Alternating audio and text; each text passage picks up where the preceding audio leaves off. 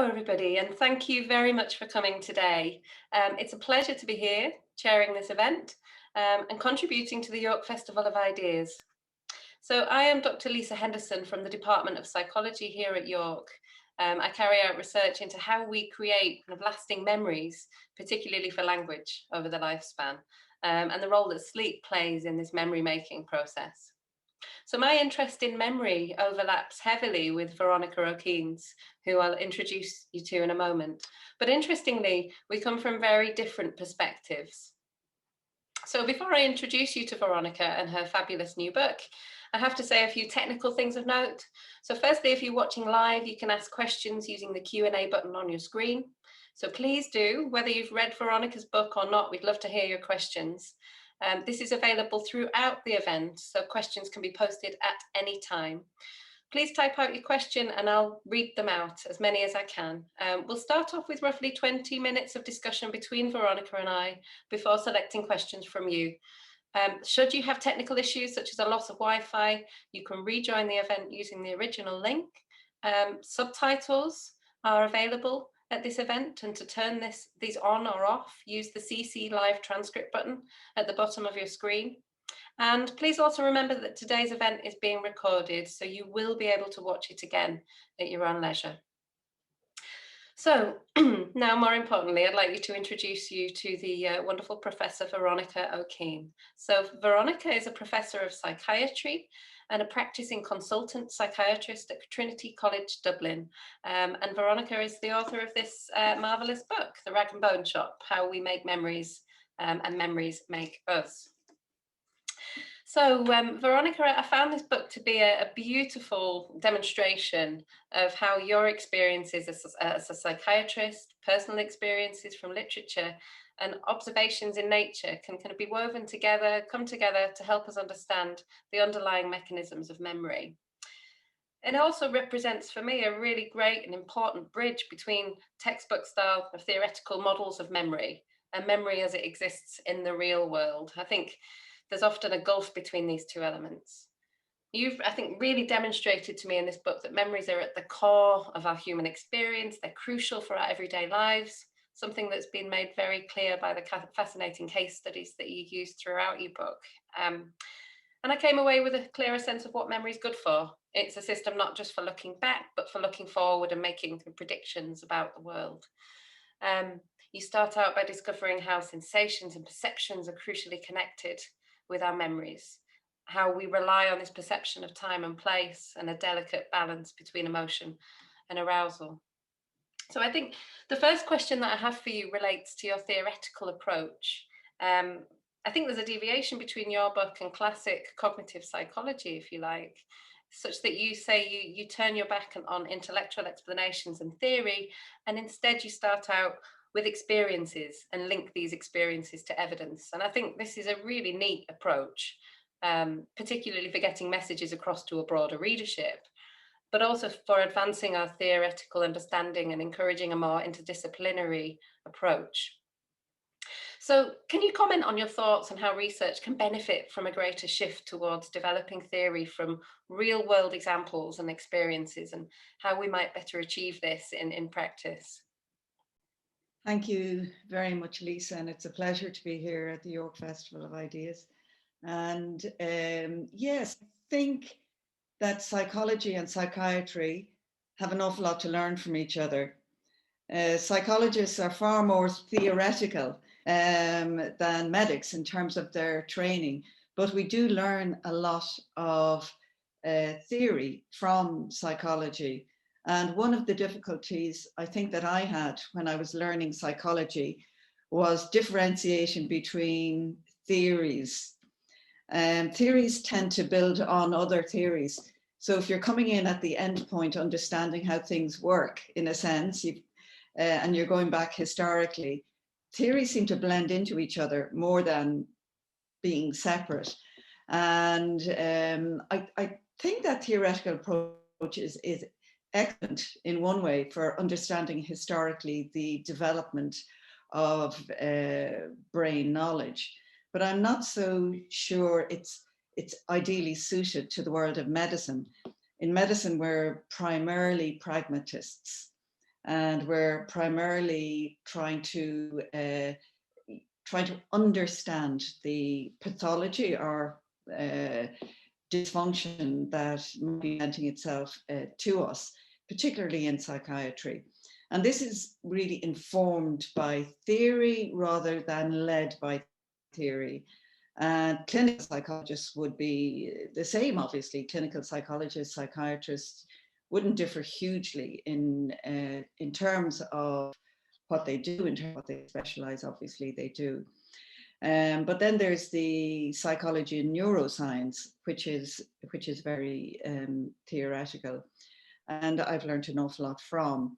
But I suppose my approach as a human being and as an author and as somebody whom I hope is an educator is that of Samuel Beckett. And I love his quotation, "I am not an intellectual, all I am is feeling."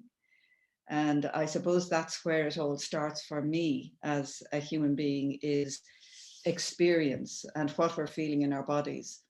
And I've always tried to understand abnormal experiences and try to put myself in the place of the patient. And I think that's an excellent starting point. And maybe we don't do that enough in the clinical world. And I suppose my approach in the book brought that with it. I tried to take that fresh approach that ultimately psychosis and severe depression is an all-consuming human experience. It's an all-consuming subjective experience. And you're not standing outside you're psychotic or knowing that you're depressed. You are in it. And that is your whole world during the time that you're ill. And that's hugely important, I think, for all clinicians and for the world to understand in terms of moving our knowledge forward and our understanding of mental illness forward. Thank you. And that relates very much to my next question, which is more about kind of psychiatry today and important issues in psychiatry today, which I think are really brought out in your book. So I found your book to be a really fascinating insight into the life of a psychiatrist, just how kind of emotionally intense it must be at time. And I found it very interesting that you mentioned starting out your career a lot more emotionally objective than you are now, 38 years in, I think. So I quote from you that after 37 years in the field, I find myself at unpredictable moments being hit viscerally in a way that I used not to be. Excuse me. Then you comment on being increasingly troubled by observing people with serious mental illness like schizophrenia in a world that remains kind of hostile to this suffering. So how do you think this hostility has changed over your career, which I think is the first part of my question? And then relatedly, how do you think this continued hostility relates to the way we care for the mentally ill in our society? So you talk fondly of your experiences in the Grange Gorman Asylum, which you reflect back on as a flawed system of care at that point, but not necessarily a cruel one. And you describe it as providing a protected village.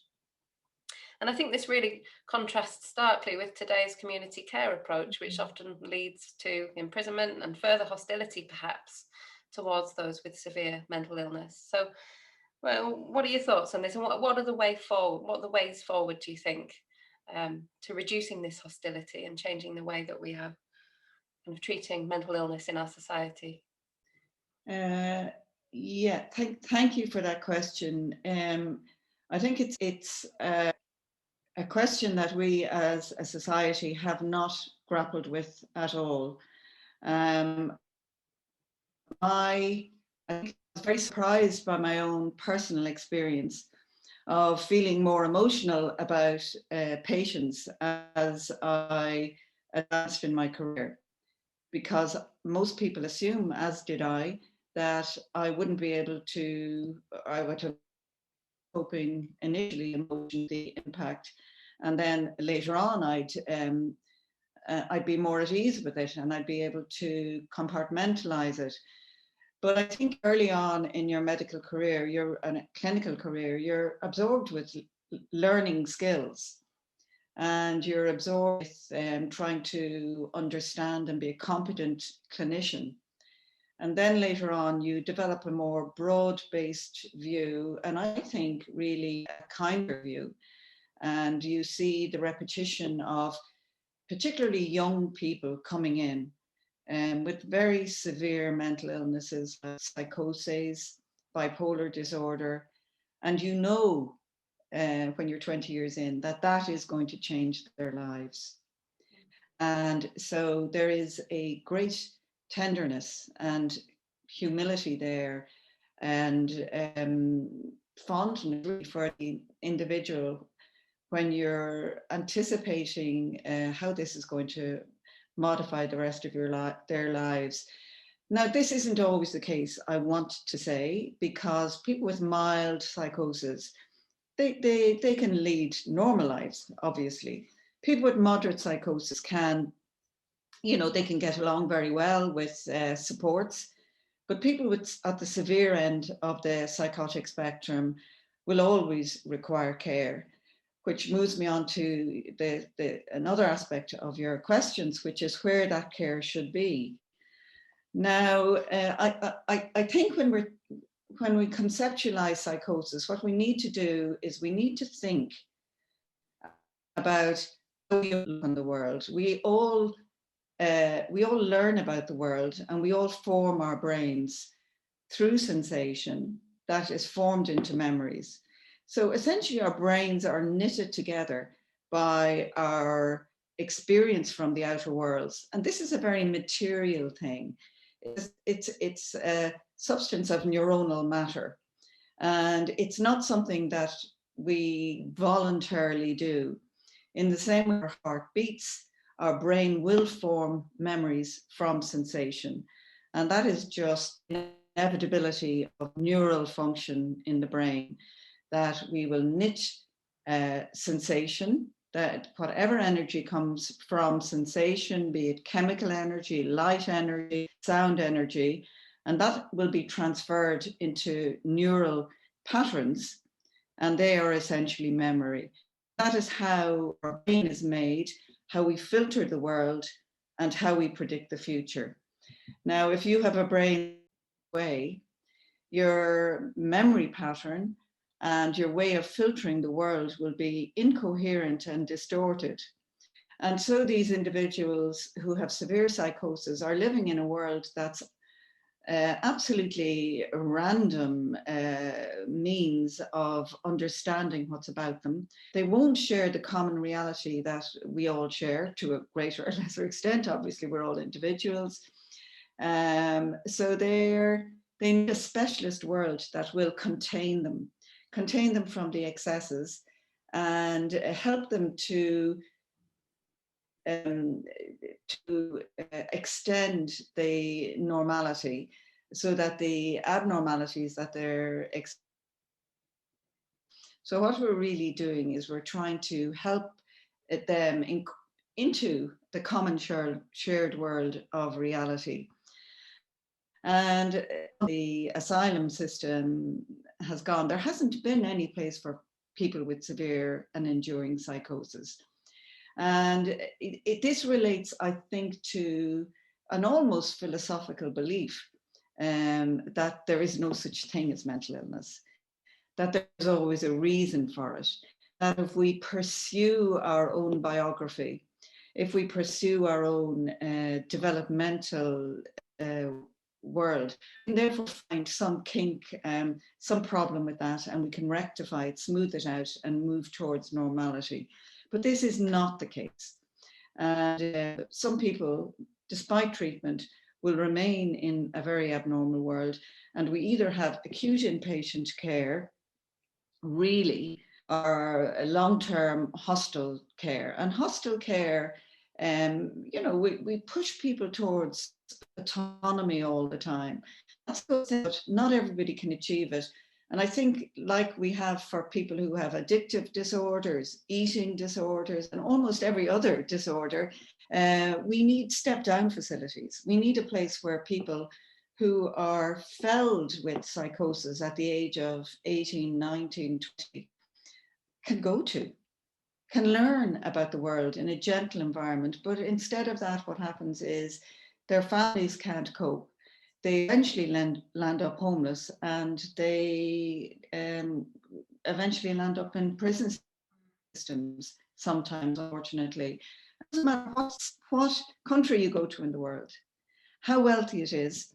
This enlightened attitude about they can all be, everybody be cared for in the community, actually means that mentally ill are on the streets. They're on the streets of Vancouver, they're on the streets of economically underdeveloped countries, they're on the streets of Dublin, they're on the streets of London, they're in New York, and it's, you know, I think the world needs to understand psychosis and the needs of these individuals, and create asylums, as it were, for them again. Thank you, Veronica. Thank you very much for that answer. So actually, we have a question coming from the audience, which is very much related to this topic, and I think it would be nice to ask you it now. So do you think that current attempts to normalise mental illness have increased people's empathy towards patients? Or has it negatively impacted it by reducing people's perception of how severe mental health issues can really be? So if negatively impacted, what is the way forward? I completely agree with that question. It has been fantastic to see the growth of understanding in terms of mental health. Mental health being those of us, which form really the majority of the population, who don't have moderate or severe mental illness. So we're all looking after, or at least we have an awareness that we have brain health, and we are attending to that as we choose to. And some of us choose not to, a lot of us do that. And it's, you know, the explosion in mindfulness and cognitive behaviour therapy, that's all very laudable. But unfortunately, there hasn't come a parallel awareness of mental illness. The more genetically determined, biologically determined mental illness that just through genetic chance, some of us don't have and some of us do have.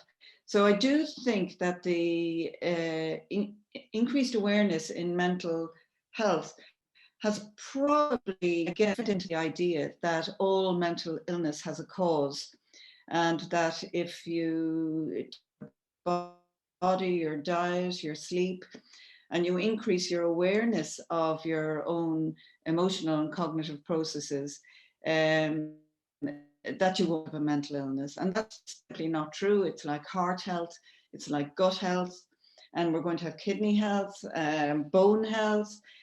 So all of awareness of health is hugely important for improving normal function, but it doesn't work. And I often quote for patients the differences between diabetes type 1 and type 2. Type 1 will exist regardless of what a person does, because the individual is not able to produce insulin. Type 2 can be improved and cured a lot of the time with lifestyle changes. But at the more severe end of the spectrum, no. And unfortunately, the great increase in awareness and knowledge, general knowledge about brain health, I don't think has spread to mental illness. And in a sense, it saddens me further that severe and enduring mental illness have been further marginalized, really. In some ways, unfortunately, that's one of the negative fallouts. Thank you. The next question I wanted to ask you was something that struck me upon reading your book, was that your book is obviously about how we make memories. There it is in the title, but somewhat less about how we might forget memories. And I wondered whether you thought whether forgetting might be just as important as memory formation for emotional well-being. So an example of this could come from the kind of the fascinating case of Edith. She was the first case that appeared in your book, depicting postpartum psychosis. And even when the antipsychotic drugs kicked in for her, she still retained a distinct event memory of the gravestone of her baby, that didn't happen. And also Stella, who believed her husband's cigarette butts were these malign messengers. Even post-medication, like Edith, she had not forgotten this previous conviction. And on a more positive note, I think, was Frances, whose recovery really depended on her stripping away the emotional tone of the abusive memories to reach this kind of phase of inner resolution. So what do we know about how different forms of psychosis are associated with aberrant patterns of forgetting rather than memory making? That's absolutely true. Everything you've said is really one. I think one of the main ways that clinical psychology contributes to with a moderate to severe mental illness. It is a question of forgetting.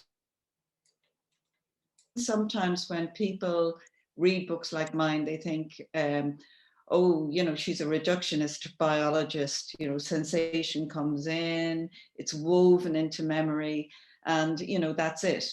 But of course, we have agency. And I think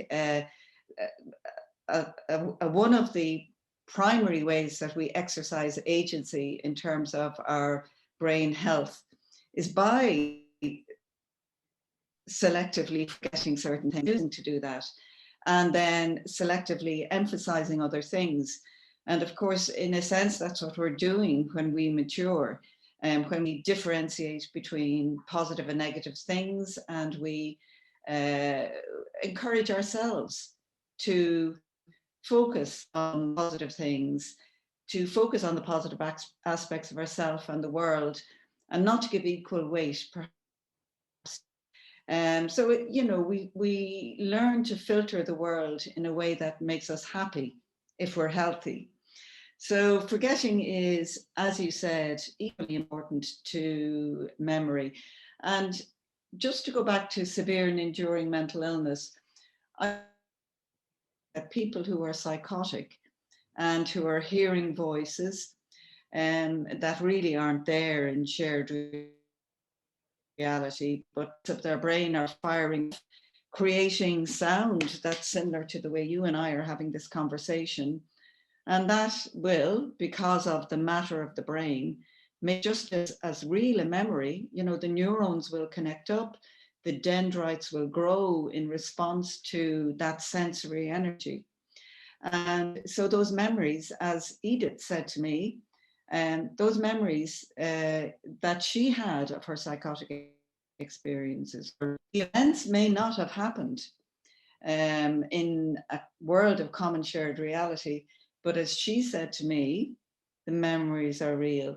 Those words that Edith said to me actually set me on a pathway for understanding not the theory and not the pathology of memory, but the experience of memory. Because in a way, her experiences of memory were normal, they were good.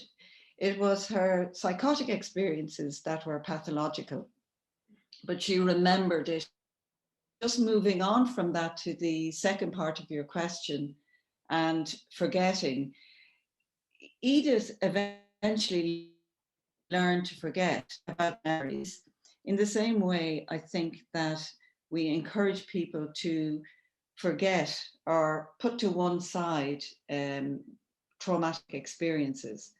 We tell them that, and clinical work is about, first of all, the psychiatrist removing somebody from a pathological state, be it depression, mania, or psychosis, to a non-pathological state, and then helping them to understand the pathology and really to forget about the memories of the illness they had, to know that the experiences they had when they were ill were pathological.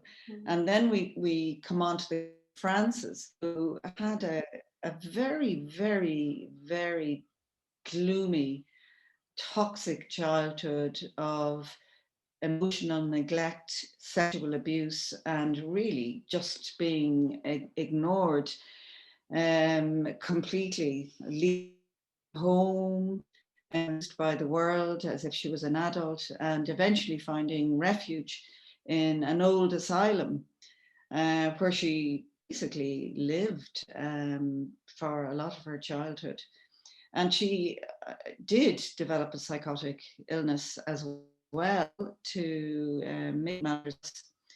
And Frances, really, when we got to know her 20 years later, somebody living in a complete world of toxic memories. They were either memories of a very, very deprived, extremely deprived childhood in terms of care and abuse, or a world of psychotic experiences. So we really created a landscape for her of normalized experience, and she gradually built up on that in our day hospital. She attended us for years, and eventually she got a degree in art, and is a competent functioning artist now. But she lives still within her psychosis, but is able to move into a shared world. So in Frances's case, we had to both work on trying to give her a new way of being in the world experientially as a human being, just as a human being, a world that had care and love and learning in it in terms of her art. And then on the other hand, we had to treat her psychosis to keep away the abnormal perceptions. So she was a complex person, and willing to share her story with the world, which I thought was very generous of her as well. So to do. And, I know in your own research, the mechanisms for forgetting in the brain are just as complex as the mechanisms for remembering. But I think the thing about forgetting is we can to remove the emotional content to a large extent from the memory. And once we remove the emotional content, we're removing the arousal. And that arousal that we experience is actually neuronal. So we feel aroused, therefore our neurons are aroused. And in some way we can control that through our own self-discipline and through our own understanding and awareness. And that takes the sting out of it and allows us not to recall those days. Then they will lie dormant. Frances will always be haunted by psychosis and by her childhood, but she's got something else now. She's got new memories that will fire up and bring her positive emotions. Thank you. I think I'll move on to this next question because it relates quite closely to what you've been saying there. But to return to Edith's case again. So Edith had her postpartum psychosis. And this really did remind me of the unvoiced kind of struggles that many women face post-pregnancy. I think I was really struck by this because, having had 3 children myself, I was exposed to a lot of advice on how to recognize symptoms of postnatal depression. But the extent of advice for postnatal psychosis was really very much reduced. And this condition was really news to me upon reading your book. And this lack of awareness, I think, is clearly something to address. But what do you think the triggers of postnatal psychosis are? So is it something that's present prior to pregnancy? And I think for me, being interested in sleep, I wondered whether it's a combination of the female changes in the female brain during pregnancy, changes in hormones, and also kind of external triggers like sleep deprivation, which may kind of lead to aberrant processes of forgetting over time. Or is it something that can happen to men as well after the birth of their child, something that can be triggered by the likes of sleep deprivation and emotional turmoil in men as well?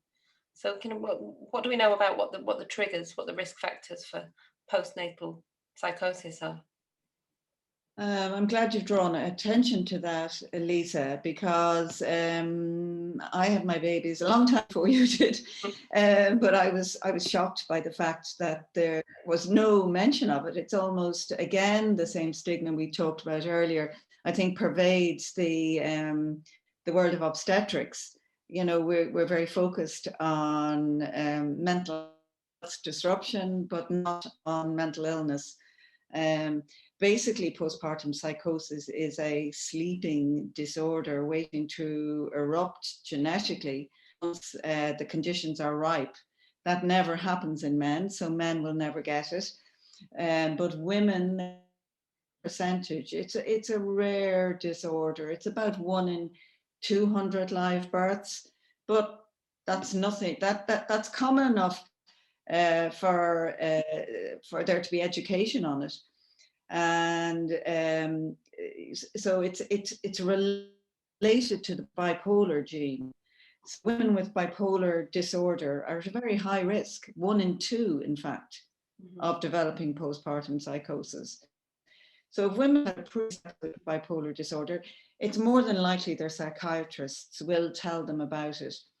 However, sometimes it's the beginning of a bipolar illness, because if you like, the conditions in the body and the brain are perfect for a perfect storm for the development of a mood disorder, because women are crammed with stress hormones. And the stress hormones, the estrogen, the progesterone, are all very dramatically leaving the body with the delivery of the placenta, which is a hormone producing organ in itself. So regardless of whether you develop a psychosis or not, there are massive changes in the physiology of the body and fluid, in arousal, and most women get, you know, a temporary disruption in mood called a postpartum blues. You know, it's tearfulness, anxiety, you know, for a day, 3 or 4 days postpartum. And some women more rarely develop postpartum euphoria, 3 or 4, which I was lucky enough to have, actually. So, but these are very short-lived mood disturbances. But so there is what is happening to all of us postpartum, all women postpartum, is happening, but they're waiting to jump out in women who have this. So it's completely genetically determined. On the other hand, postpartum depression is very much related to experience, and it'll be more related to women who are living in stressful socioeconomic and personal circumstances. It's more common in socioeconomically deprived groups within affluent societies, and more common in socioeconomic countries within the world as a whole. So it's dependent, like depression is outside of the perinatal period, pregnancy and the postpartum. It's very much dependent on external circumstances and very much precipitated by stress and adversity.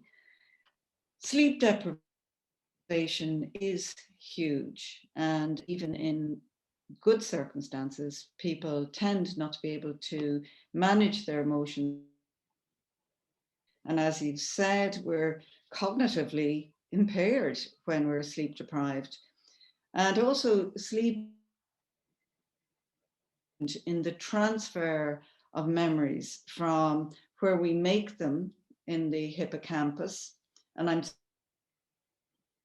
But we, generally speaking, make memories in the hippocampus at the center of the brain, where all the sensory cortices descend to. I often think it's like Rumpelstiltskin's making gold out of hay during the night when everybody is sort of go back up into the cortex. And there they become more permanently stored. And there is, of course, all you know, because we can't remember everything, we remember the things that are important to us. So we build on the other memories. So there's a pull from the cortex to the campus in both directions, so that we're building on a foundation of knowledge. So if you don't get your sleep, you don't remember.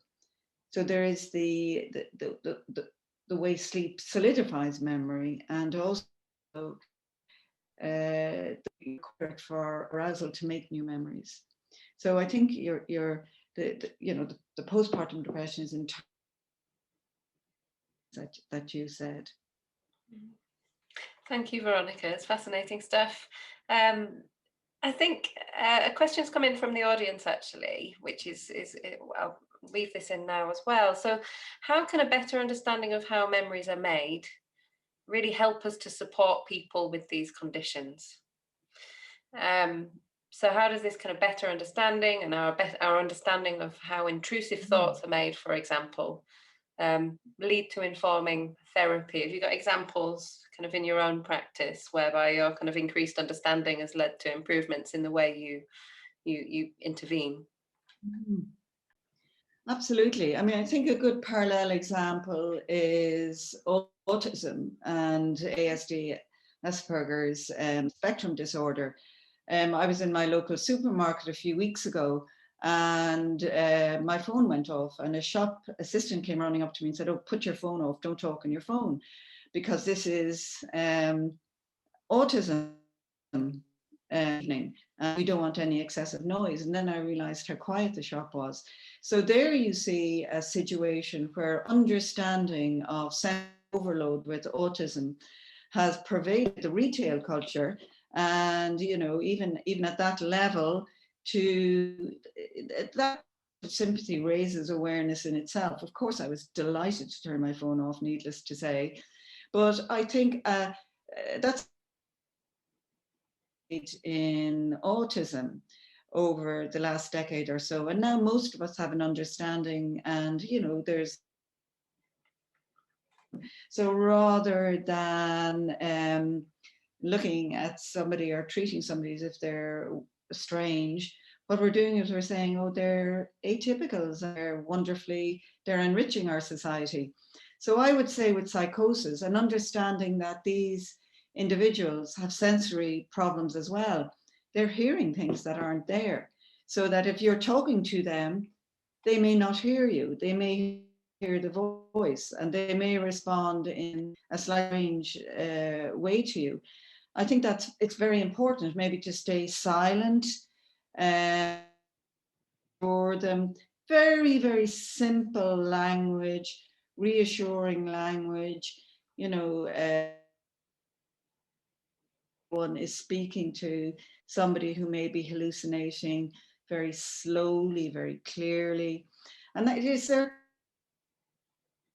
my own practice. And because I've been so long in the game, I almost know when somebody is hallucinating, because we say they're responding. And what we mean by that is you may be talking to them because they're hearing a voice coming from that direction.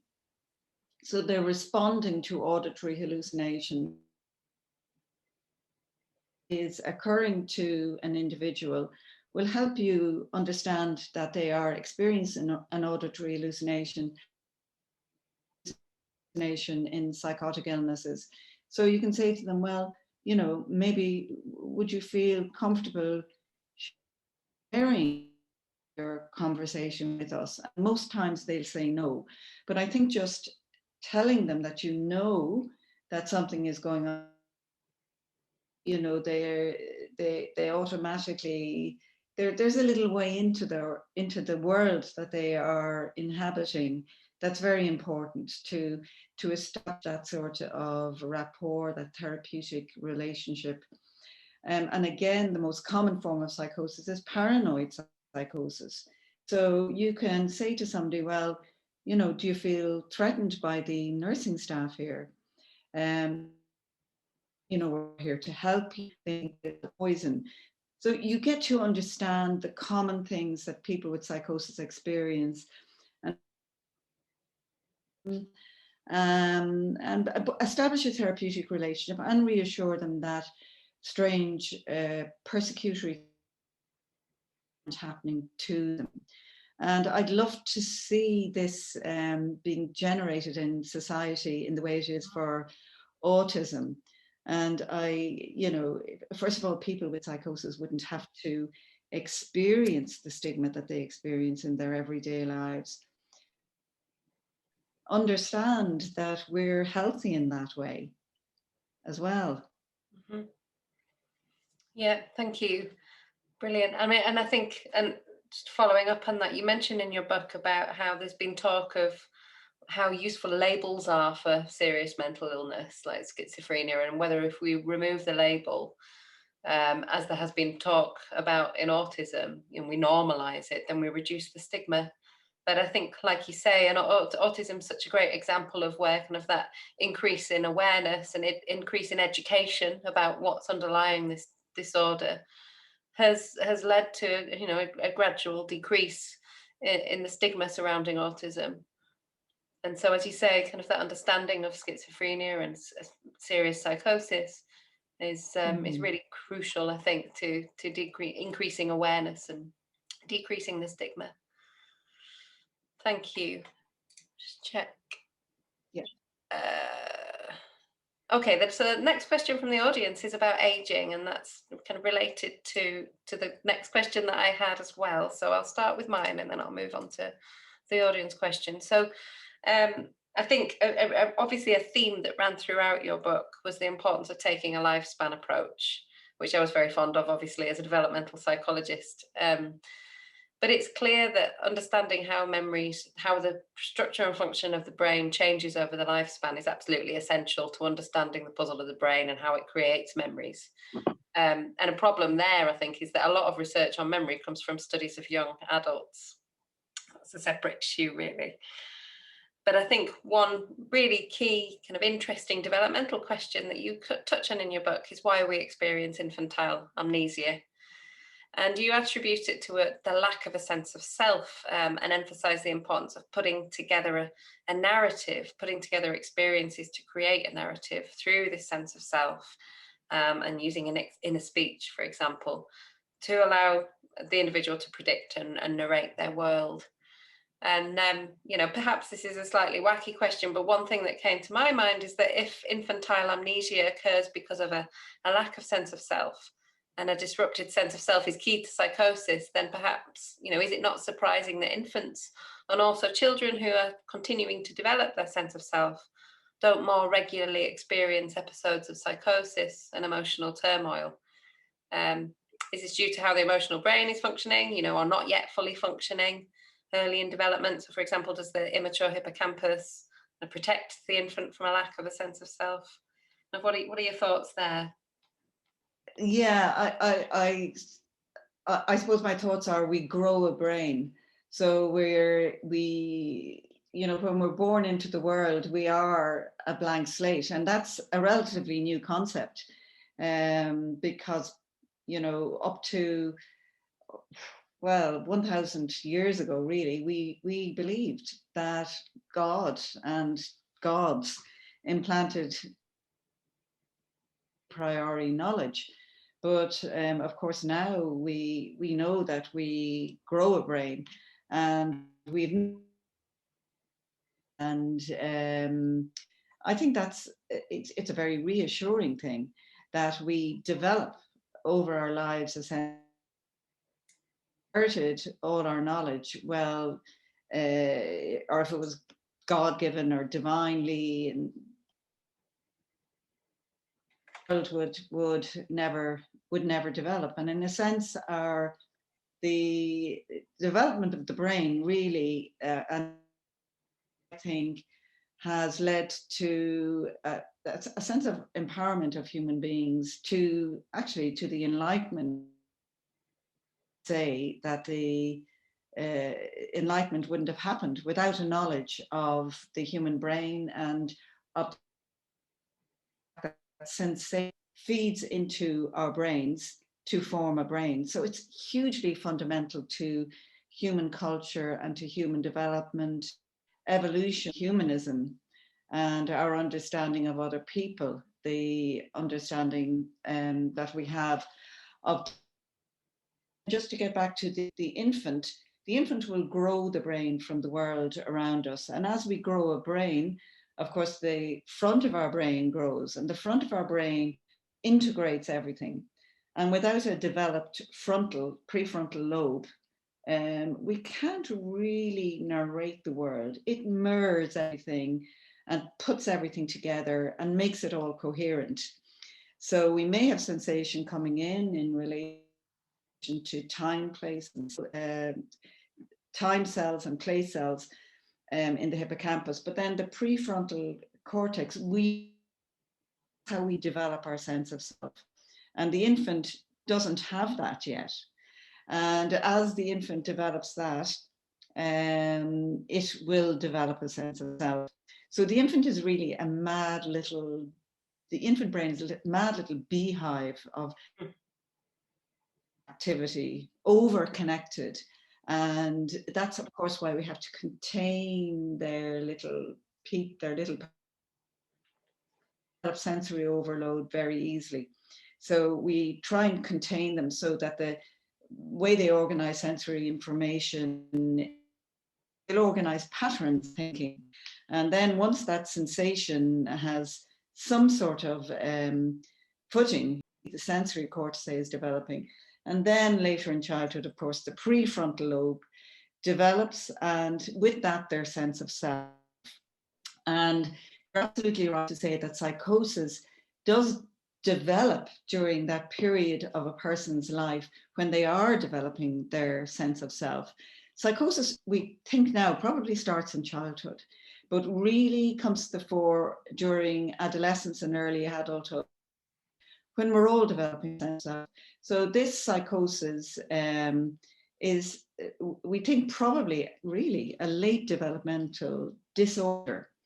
In the same way that autism might be an early developmental disorder of the sensory systems, the psychosis would be a late intuitive systems. And so essentially what you're saying is psychosis does develop during brain development. Thank you. Yes, I mean, I think that's, as I said, it's hugely important to take that lifespan perspective. And as you say, psychotic experiences might be a lot more common in childhood than we kind of appreciate as well. I guess that's a related point, isn't it? That these early, these experiences, these kind of symptoms that come to the forefront in adolescence and early adulthood are there from an earlier point. And I guess kind of an important question in research is then to try and identify what those early triggers are. So kind of staying on the topic of aging, I think your book had, on the one hand, you talk about how our memory is almost frighteningly at the mercy of our forever aging neural circuitry that dictates what we experience and what we remember. But on the flip side, there are lots of comforts in your book, I think. So you hint at how memory can be dynamic. We can improve our memories through cold water swimming, through exercise, through getting more sleep, through therapy. I also like the way you talk about aging as moving into an increasingly insular and abstract non-sensate world as well, in that you suggest that we'll eventually arrive at this kind of peaceful place where we'll want nothing from the world except to be in it, as you say. I also really love the starling example, with the older male starlings building up this rich repertoire of songs as they age, and this gives them an advantage to win females over the younger males. So as I said, there are lots of comforts for considering memory, I think, in the context of aging in your book. So Rosie in the audience wants to know, is our increased understanding of memory, is loss of memory inevitable with age? Is there anything we can do to try and help this? Which is similar to the question I had in that, what are your top tips for protecting our memories as we age? Yes, is the answer. Our brain changes as we age, and that's inevitable. We can hold the mind, but ultimately our hearts, our lungs, our musculoskeletal system will eventually age. We now have the fantastic movement of healthy aging. And, it's not so much the age you live, And, you know, people are expected to be healthy now at 70. And I think maybe a lot comes from my own experiences, because certainly I feel healthier now than I did 20 years ago. And 20 years ago, I didn't have time to be healthy because I had 2 young children and I had a very busy job. And I cold water swim almost every day. Every day I can manage to do so. And I used not have the time to do. So healthy aging can, you know, you have time. The thing that's fantastic about being older is you really are able to filtering out the rubbish is terribly important.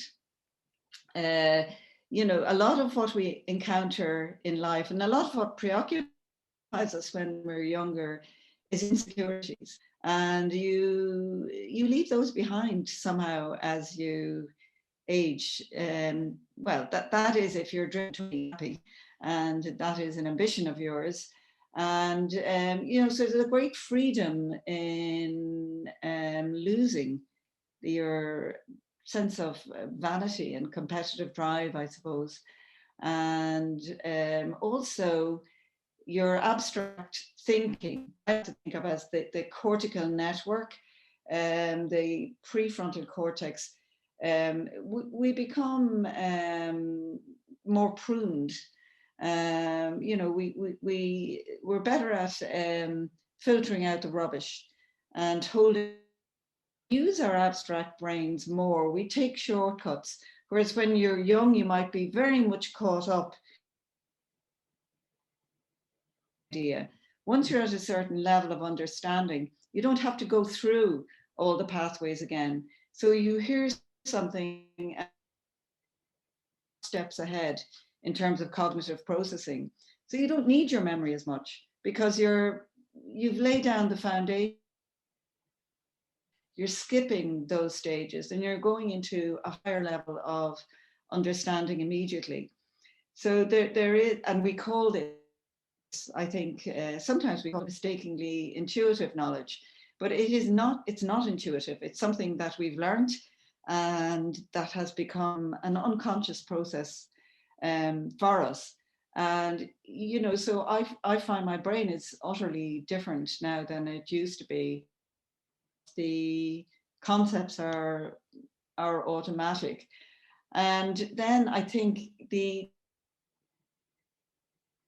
you age, while you're absolutely engrossed and overpowered, I think, by the sensory world. And as you age, your sensory system slows down in a way that allows for more appreciation. So you're actually able to, I find, enjoy sensory experience. And so everything changes, and you can see all these changes in the brain. The center for making memory, the hippocampus, inevitably shrinks. Now, if you've had a very stressful life, it'll shrink before you are an older person. Mental illness, all these things shrink your hippocampus and impair, you know, your ability in a short-term way. But and that happens anyway with aging, and it happens with a stressful life.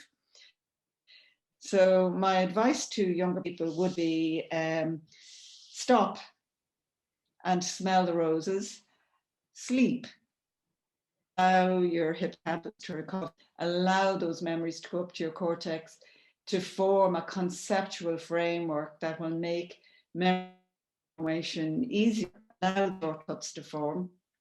And at the same time, you know, you can't become rigid to allow new qualities in. And for older people, I would say sensory input, sleep, diet, and exercise. I say that to all my patients: sleep, diet, and exercise. appreciation. I'm a huge fan of swimming, so I would say that because I live 5 minutes from the sea, but that immersion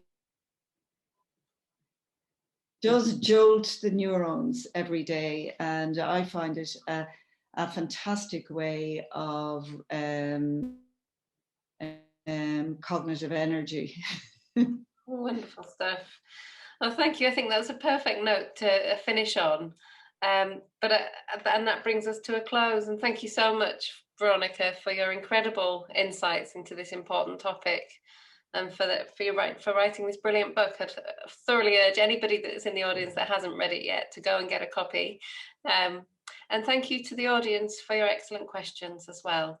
Just a couple of reminders. So please remember that the recording of this event will be available on the festival YouTube channel, which can be accessed from the Watch Again section of the festival website after the 20th of June. You'll be contacted by email when the video is available to view. If you'd like to purchase a copy of Veronica's book, then it's available from our partner bookseller, Fox Lane Books. For more information on book sales, please see their website. We very much hope that you'll be able to continue to be engaged with the York Festival of Ideas. So check out the website for full details of all the events in the programme. We'd love to hear your thoughts on these events and continue the conversations using the hashtag York Ideas. So thank you once again to the brilliant Veronica O'Keane. We really appreciate your time today. And we hope you've all enjoyed it. Thank you very much.